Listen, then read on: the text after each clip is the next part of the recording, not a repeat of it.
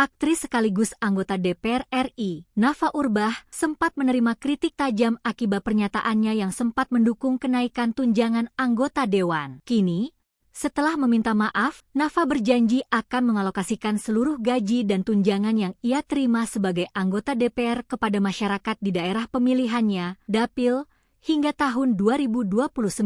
Hal tersebut diungkapkan perempuan 45 tahun ini melalui unggahan di Instagram story-nya. Nafa mengatakan bahwa prioritasnya adalah guru-guru. Seluruh gaji dan tunjangan saya akan saya serahkan kembali untuk masyarakat di daerah pemilihan saya hingga tahun 2029, khususnya para guru yang telah berjuang mendidik generasi penerus bangsa, tulis Nafa di Instagram story Nafa Urbach, Senin, 25 Agustus 2025. Menurutnya, guru merupakan prioritas utama karena telah berjasa sebagai pahlawan pendidikan. Meski demikian, Nafa juga membuka ruang bagi masyarakat untuk memberikan masukan terkait kelompok lain yang juga perlu dibantu.